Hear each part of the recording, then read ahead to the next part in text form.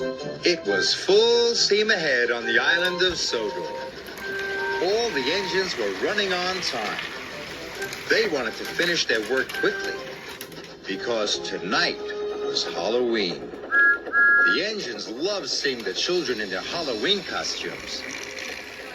And the engines loved to hear tales of ghostly engines and scary steam trains. That evening, Sir Topham Hatt came to Tidmouth Sheds. "Thomas and Emily, you must go to the smelter's yard," he said. "An important delivery of iron must be collected right away." "Yes, sir," they puffed. Percy thought the smelter's yard was spooky. He was worried about his friends. "Look out for ghosts," he whistled nervously. "It is Halloween." "There's no such thing as ghosts," Thomas said cheerfully. "It's just silly make-believe," added Emily. And they steamed off to the smelter's yard. The sun was setting, and it was getting dark. "Imagine being scared of Halloween," puffed Thomas. "Or the smelter's yard," sniffed Emily. "Pow," added Thomas. Thomas and Emily enjoyed feeling brave.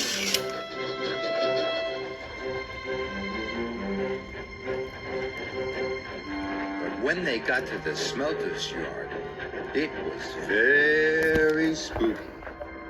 "Oh my," whispered Emily. "Oh dear," hissed Thomas. They puffed slowly through the piles of jagged steel and twisted scrap. The air grew hotter and the smoke grew thicker. Arry and Bert were lurking nearby. The two diesels saw the chance to scare a couple of steamies. When Thomas and Emily rolled by, they moaned and groaned. It sounded spooky. "What was that?" snapped Emily. "You said there was no such thing as ghosts." "Silly make-believe, you said," gasped Thomas. Suddenly a freight car began to shudder and shake. "Cinders and ashes!" cried Thomas. "Help!" wailed Emily. "It's a ghost! Let's get away from here!" They didn't know Arry and Bert had been bumping the flatbed's buffers. The two naughty diesels were having great fun. Thomas and Emily pulled up to the smelting shed. They gasped at the ghostly shadows and fizzing sparks. Their wheels felt as if they were frozen, but they had to go inside. "I hope the ghost hasn't gone in there," quaked Thomas. "Me too," quivered Emily. And they both rolled slowly into the smelting shed.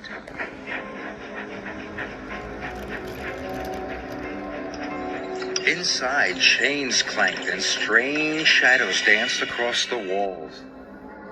Must be brave, Thomas puffed. But it was spooky. Emily was turning around, ready to shun some freight cars.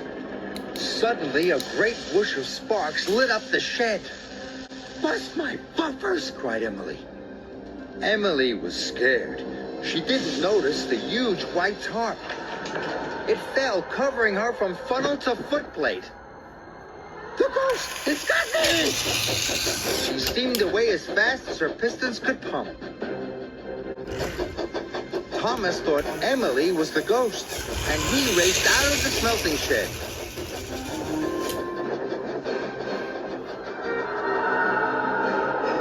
"The ghost is after me!" cried Thomas.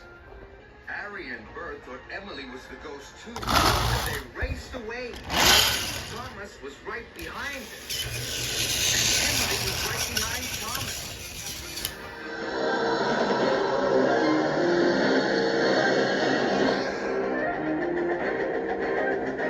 "Help!" Emily cried. "The ghost has got me!" Arry, Bert, Thomas, and Emily raced towards Tidmouth Sheds. Tidmouth Sheds was quiet and peaceful. All the engines were fast asleep. Thomas's whistle soon woke them up. "It's Thomas!" cried Percy. "Something must be wrong." Suddenly, he saw Thomas, Arry, and Bert racing into the yards.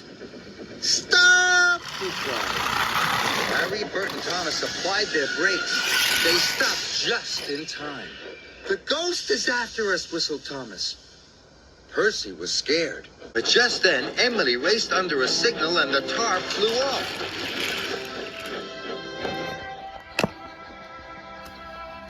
"That's no ghost," said Percy. "That's Emily." The engines didn't feel scared anymore, but they did feel foolish. Sir Topham Hatt arrived wearing his pajamas. "What is all this fuss and bother?" he boomed. "It has caused confusion and delay." "But, sir," cried Thomas, "the flatbeds were rattling." "And we heard moaning," said Emily. "And groaning," added Thomas. Sir Topham Hatt looked at Arry and Bert. "Do you know anything about this?" he asked sternly. "It was us, sir," Bert mumbled. "For your punishment, you go back and collect the iron at once," said Sir Topham Hatt. "Yes, sir," said Arry and Bert, and they rumbled away.